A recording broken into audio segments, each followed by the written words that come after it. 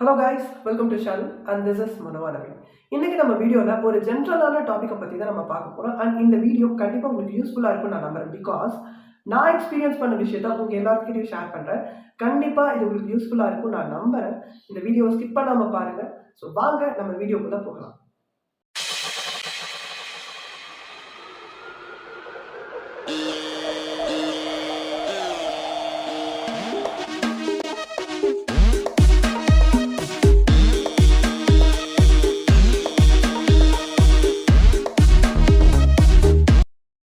As I have said in the start of the video, this is all about a general topic, but we have to think of it. Because in the year Jan 2020 or 25 start ஆனதுக்கு அப்புறமா கண்ணை முடிக்கிறதுக்குள்ள இந்த 11 months அப்படிங்கிறது அப்படியே போயிடுச்சு.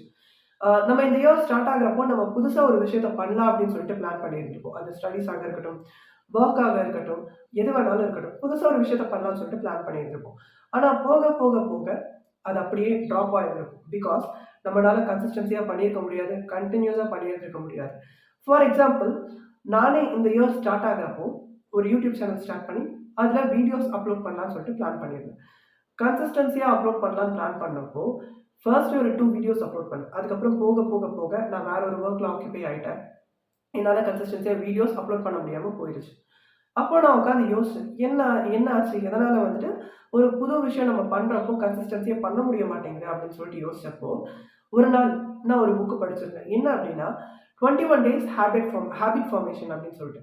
அதில் என்ன போட்டிருந்துச்சு அப்படின்னா, according to human psychology, practising a new activity for 21 days consistently it will become a habit அப்படின்னு சொல்லிட்டு போட்டிருந்துச்சு. அதாவது என்னன்னா, புதுசாக ஒரு விஷயத்த நம்ம பண்ணுறோம் அப்படின்னா 21 நாள் ப்ராக்டிஸ் பண்ணோம் அப்படின்னா அது நம்மளுக்கு ஒரு பழக்கமாகவே மாறிடும் அப்படின்னு சொல்லிட்டு போட்டிருந்துச்சு. சரி, ஓகே, இதை நம்ம ட்ரை பண்ணலாம் அப்படின்னு சொல்லிட்டு நான் எந்த விஷயத்த புதுசாக பண்ணலாம்னு சொல்லிட்டு பிளான் பண்ணணும். அது ஒரு 21 நாள் ப்ராக்டிஸ் பண்ணேன். அதுக்கப்புறமா அது எனக்கு ஒரு ஹேபிட்டாகவே மாறிடுச்சு. So I suggest you guys to do this.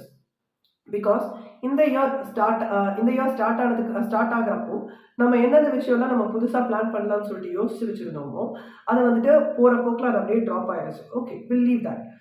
But next year நம்ம என்ன புதுசாக ஒரு விஷயம் பண்ணலாம்னு சொல்லிட்டு பிளான் பண்ணியிருக்கோமோ அதை இந்த மந்த்லேருந்தே ஸ்டார்ட் பண்ணலாம். I have taken a 21 days challenge, but I suggest you guys to take 31 days challenge. இந்த டிசம்பர் 1ல இருந்து டிசம்பர் 31 வரைக்கும் நம்மளுக்கு டைம் இருக்கு. இன்னையிலேருந்து ஸ்டார்ட் பண்ணுவோம். இன்னைக்கு நம்ம உட்காந்து பிளான் பண்ணுவோம். நெக்ஸ்ட் இயர் நம்ம என்னென்னலாம் புதுசாக பிளான் பண்ணலாம்னு சொல்லிட்டு யோசிச்சு வச்சிருக்கோமோ அது இந்த மந்த்ல இருந்து ப்ராக்டிஸ் பண்ண ஸ்டார்ட் பண்ணுவோம்.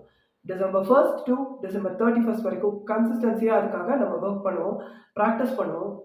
கண்டிப்பாக நம்மளுக்கு ஒரு நல்ல எக்ஸ்பீரியன்ஸ் கிடைக்கும்.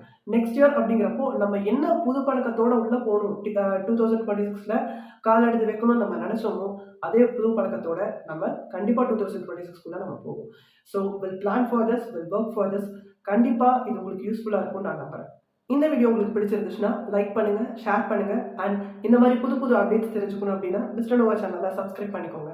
So will meet you next video. Until then stay tuned with mister Nova. Good by.